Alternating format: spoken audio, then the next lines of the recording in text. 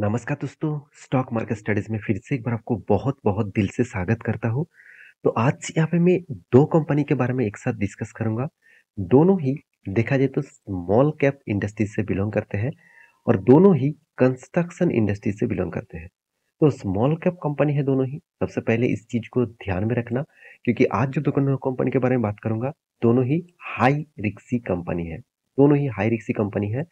फिर भी बहुत सारे दोस्तों ने कमेंट किया सर अगर मुझे थोड़ा-सा रिस्क लेना ही है, तो कंस्ट्रक्शन इंडस्ट्रीज़ में तो किसके ऊपर निवेश करूँ? तो आज मैं जो दोनों कंपनी के बारे में बात करूँगा, उनमें से आपको खुद पता चलेगा किस कंपनी के ऊपर पोटेंशियल ज़्यादा है। और मैं पहले ही डिस्क्लेमर आपको दे दूँ, कोई भी रिकमेंडेशन नहीं है इस वीडियो में कि आपको इस शेयर खरीदना है कि दूसरे शेयर बेचना है, ऐसे बिल्कुल भी नहीं। आप मेरे से भी बहुत स्मार्ट इन्वेस्टर हैं, तो आप प्लीज़ रिसर्च को देखिए, आप एनालिसिस को देखिए, उसके बाद कंपनी की जानकारी लीजिए। उसके बाद आपको लगे हाँ, इस कंपनी के ऊपर मुझे टिके रहना चाहिए, तो आप ज़रूर उस कंपनी के ऊपर कंटिन्यू कर सकते हैं। तो चलो शुरू करते हैं आज की वीडियो। वीडियो को शुरू करने से पहले मैं एक रिक्वेस्ट जरूर करूंगा, चैनल को सब्सक्राइब नहीं किया तो जरूर कर लीजिएगा और टेलीग्राम को ज्वाइन नहीं किया तो आप बहुत कुछ मिस कर रहे हैं। प्लीज जाकर एक बार ज्वाइन करके देखिए, आप कितने सारे इन्फॉर्मेशन आपको वहाँ पे मिलेगा, जिस इन्फॉर्मेशन के माध्यम से आप लर्निंग अर्निंग सब कुछ कर सकते हैं। तो जाकर फटाफट एक बार ज्वाइन कर लीजिए। तो चलो देख लेते हैं आज के दो स्टॉक के बारे में।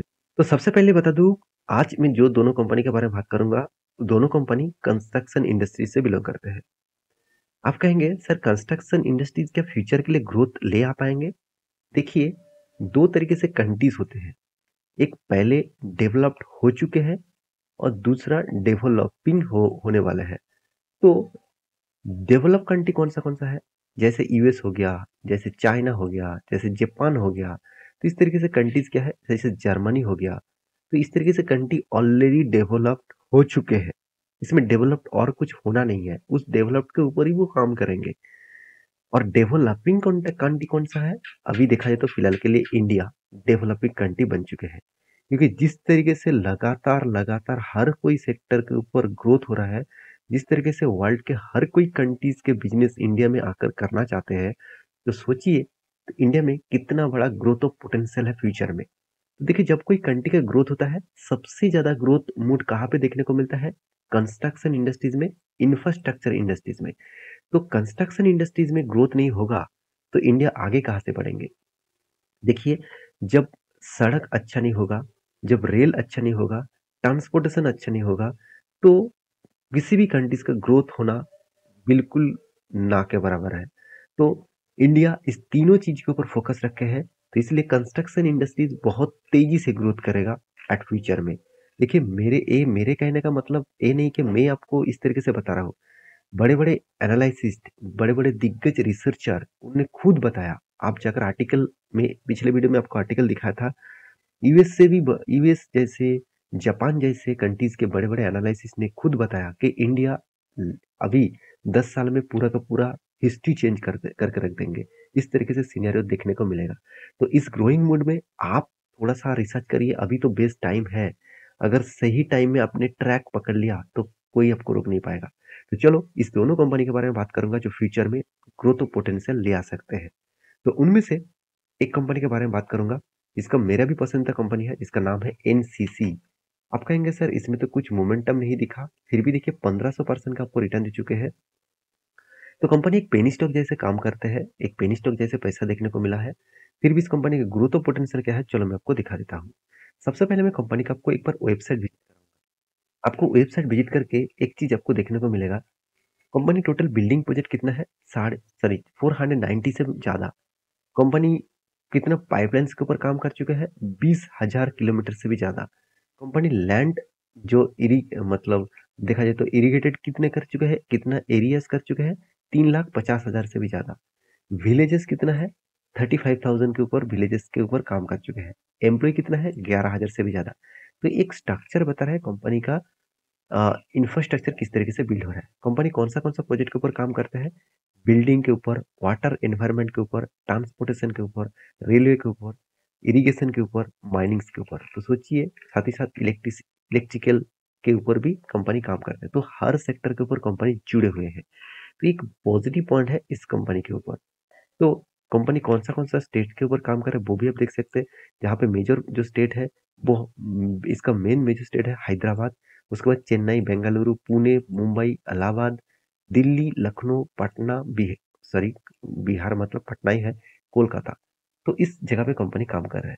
अभी कंपनी का फंडामेंटली के साथ साथ फाइनेंशियल डिटेल्स भी आपको दिखा दी। पहले मैं डिस्क्लेमर दे चुका हूँ, कंपनी एक देखा जाए तो एक स्मॉल कैप टाइप कंपनी है। पी रेशियो एकदम रिजनेबल प्राइस में है, बेस्ट लेवल में देखने को मिला। बुक वैल्यू कंपनी का प्राइस से भी ज्यादा है, एक अच्छी बात होती है। Return of equity, return of capital employ ठीक ठाक है, कंपनी के कोई भी कर्जा नहीं है, ना के बराबर कर्जा है। तो कंपनी का एनुअली इनकम भी अच्छा खासा है। कंपनी का पैग रेशियो बेस्ट लेवल में है, हमेशा 1 के नीचे होना चाहिए था। मार्केट कैप टू सेल भी बेस्ट लेवल में देखने को मिला, और इंटरेस्ट कवरेज भी अच्छा खासा देखने को मिला। तो साथ ही साथ कंपनी का प्रॉफिट एंड लॉस के बारे में बात करूं तो ऑब्वियसली नेट प्रॉफिट के बारे में बात करूं तो अच्छा खासा नेट प्रॉफिट देखने को मिला। बीच में थोड़ा सा प्रॉफिट डाउन हो गया था, फिर से कंपनी ने रिकवरी किया, और भी रिकवरी होने का चांसेस जरूर दिखेगा एट फ्यूचर में। तो कंपनी आपको अच्छा खासा रिटर्न के मामले में अच्छा खासा रिटर्न दिया, सिर्फ 5 साल में कुछ खास परफॉर्मेंस नहीं दिया, बाकी टाइम कंपनी अच्छा खासा आपको रिटर्न दिया। इन्वेस्टर के बारे में बात करूं तो आपको एक चीज मैं जरूर दिखा दूं, इन्वेस्टर भर भर के यहाँ पे निवेश करके रखे हैं। प्रोमोटर भी है, एफआईएस भी है। आप कहेंगे सर प्रोमोटर के पास तो ज्यादा हिस्सेदारी नहीं है। पहले देखिए 19% का होल्डिंग था, अभी 21-22% के आसपास होल्डिंग है, तो इसका मतलब प्रोमोटर भी चाहते हैं इस कंपनी के ऊपर लगातार लगातार इन्वेस्टमेंट बढ़ाना। तो डीएस एफआईएस सब कुछ इन्वेस्टमेंट करके रखा है। सबसे बड़ी बात है, इस कंपनी के ऊपर एक बड़े इन्वेस्टर इन्वेस्ट करके रखे हैं, वो है झुंझुनवाला रेखा राकेश, राकेश झुनझुनवाला जी के वाइफ के नाम में हर शेयर ट्रांसफर हो चुके हैं, तो इसीलिए रेखा झुनझुनवाला जी ने ही इस कंपनी के ऊपर बहुत बड़ा इन्वेस्टमेंट करके रखा है, 11.5%। तो सोचिए, कोई इतने बड़े इन्वेस्टर इतने इतने बड़े इन्वेस्टमेंट करके रखा है, तो कुछ ना कुछ पोटेंशियल उसको देखने को मिला। उन्होंने एक बात जाने से पहले, उसको ध्यान होने से पहले एक इंटरव्यू के माध्यम से उन्होंने एक चीज कहा है, इंडिया 10 सालों में पूरा का पूरा लाइफ चेंज कर देगा। तो आपको इन्वेस्टमेंट करना है तो इंडिया के ऊपर लगाइए, कंस्ट्रक्शन बिजनेस के ऊपर लगाइए। तो उनका कहने का मतलब आप समझ चुके हैं। तो ये था कंपनी। इसका चार्ट पैटर्न दिखा दूं तो चार्ट पैटर्न में बहुत ज्यादा वोलेटिलिटी है, डाउन साइड में आया था, फिर से रिकवरी भी किया है, तो थोड़ा सा आपको होल्ड करना है। इस लेवल ब्रेकआउट होने के बाद एक नेक्स्ट लेवल आएगा 119 के आसपास। तो मैं जब ब्रेकआउट हो जाएगा तो मैं आपको टेलीग्राम में अपडेट दे दूंगा। तो ये था एक कंपनी। सेकेंड जो कंपनी है जिसका नाम है HG इंफ्रा इंजीनियरिंग लिमिटेड। तो ये भी छोटा सा कंपनी है, इसका market cap around around 4700 crore के आसपास है। इसका की पी रेशियो आपको 11% के आसपास देखने को मिला, और साथ ही साथ इसका भी कर्जा थोड़ा सा एनसीसी से ज्यादा है, फिर भी एनुअल इनकम अच्छा खासा है। कंपनी का यहाँ पे भी पैग रेशियो ठीक ठाक देखने को मिला। मार्केट कैप टू सेल्स थोड़ा सा ज्यादा देखने को मिला, क्योंकि 1 रुपया कमाने के लिए एनसीसी ने जितना पैसा खर्चा कर रहा है, तो उससे मतलब खर्चा हो रहा है, तो इसमें उससे ज्यादा खर्चा हो रहा है। इसको वो कंपनी थोड़ा सा मेजर नहीं कर पाए।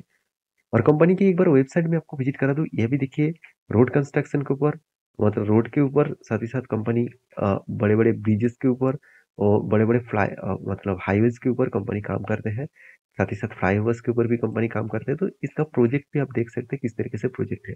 कंपनी फ्लाईओवर्स, ब्रिज, तो इस तरीके से प्रोजेक्ट के ऊपर कंपनी काम करते हैं। तो कंपनी का जो विजन है वो आपको यहाँ पे मैं दिखा दूं। टोटल कंपनी ने न्यू प्रोजेक्ट किया 4 से आसपास, टोटल ऑनगोइंग प्रोजेक्ट है 13 से आसपास, कंप्लीट कर चुके हैं 42 के आसपास, और कंपनी मतलब फिल्टेड साइज जो है 2000 के आसपास। तो एक स्ट्रेंथ यहाँ पे देखने को मिलता है। इसका सबसे बड़ी मुझे बेस्ट पॉइंट जो लगा, इसका क्लाइंट्स, कौन सा कस्टमर इसका क्लाइंट्स है। तो NHAI जो एक गवर्नमेंट कंपनी है, national highway authority of India, इसका कस्टमर मतलब इसी का कस्टमर है। इसका मतलब HGIEL NHAI के ऊपर भी काम करते हैं, साथ ही साथ और एक गवर्नमेंट कंपनी मॉर्थ के ऊपर भी काम करते हैं, और एक गवर्नमेंट कंपनी PWD के ऊपर भी काम करते हैं। और देखिए IRB के ऊपर भी कंपनी काम करते हैं, टाटा ग्रुप के साथ भी जुड़े हुए हैं, साथ ही साथ और भी कंपनी है अदानी के साथ। साथ ही साथ देखिए कितने बड़े बड़े प्लेयर्स है इसका, कितने बड़े बड़े कस्टमर है इसका। तो उस कस्टमर बेसिस में कंपनी फ्यूचर में स्ट्रॉन्ग एक ग्रोथ ले आ सकते हैं। तो इसका भी फंडामेंटली फाइनेंशियल डिटेल्स के बारे में बात करूँ तो यहाँ पे देखिए अच्छा खासा कंपनी लगातार प्रॉफिट को मेंटेन करता है। तो साथ ही साथ कंपनी आपको धमाका जैसा रिटर्न भी दिया, 3 साल में 50% के आसपास, 1 साल में 30% के आसपास। देखिए मैं बहुत बार बोल चुका हूँ, स्मॉल कैप कंपनी आपको 50-60% का रिटर्न दे देंगे, और आपको जब लॉस देंगे ना, तब भी आपको 50-60% का लॉसेस भी देगा। तो इस तरीके से चीज के लिए आपको तैयार होना चाहिए। तो कंपनी का सेल्स ग्रोथ, कंपनी का profit growth, return of equity, सब कुछ आपको अच्छा दिखेगा। कैश फ्लो भी आपको पॉजिटिव दिखेगा। हाँ, इस बार कंपनी ने कैश फ्लो को मेंटेन नहीं कर पाया। इन्वेस्टर के बारे में बात करूँ, देखिए प्रोमोटर के बाद एफआईसी ने माल नहीं उठाया, डीएस ने कुछ इन्वेस्टमेंट किया, पब्लिक ने इन्वेस्टमेंट थोड़ा सा किया। तो सबसे ज्यादा इन्वेस्टमेंट मतलब प्रोमोटर के पास ही देखने को मिला। तो इसका भी चार्ट पैटर्न हम देखेंगे तो चार्ट पैटर्न कोविड के बाद अच्छा खासा एक मोमेंटम दिखा। कोविड में इसका प्राइस था करीबन करीबन 150 के आसपास, वहां से कंपनी 850 तक गया था। तो सोचिए कितना शानदार एक मोमेंटम देखने को मिला है। तो फिर से एक रेंज ब्रेकआउट करने वाला है। जब रेंज ब्रेकआउट होगा तो आपको मैं टेलीग्राम में अपडेट दे दूंगा, वहां से जाकर आप लर्निंग कर सकते हैं। तो दोनों कंपनी के बारे में इंफॉर्मेशन आपके सामने दिखा चुका हूँ। तो लास्ट पॉइंट ऑफ व्यू से मैं जरूर कहूंगा, राकेश झुनझुनवाला जी ने एनसीसी के ऊपर निवेश करके रखा और इस कंपनी के ऊपर बहुत बड़े-बड़े क्लाइंट्स भी हैं। तो दोनों कंपनी मेरे मेरे हिसाब से बेस्ट है। आपको थोड़ा-सा रिसर्च करना है। अगर आप कहेंगे सर आप अगर होते तो कौन-सा कंपनी के ऊपर निवेश करते? तो मैं ऑब्वियसली एनसीसी के ऊपर स्टडी करूँगा, क्योंकि एनसीसी का जो बिज़नेस मॉडल जो जो कंपनी का मैनेजमेंट टीम मुझे बहुत स्ट्रॉन्ग लगता है। बाकी आपके राय क्या होगा वो मुझे ज़रूर कमेंट करना। आपके पास कौन-सा होल्डिंग है ज़रूर कमेंट करना। ये वीडियो टोटली एजुकेशन पर्पस में था, कोई बाय एंड सेल का रिकमेंडेशन नहीं था। तो प्लीज इसको एजुकेशन पर्पस में ही लेना। आप एक बार रिसर्च करना, उसके बाद निवेश करना। तो मिलते हैं नेक्स्ट वीडियो में, तब तक के लिए अच्छे से रहिए, अपने ख्याल रखिए। Bye bye.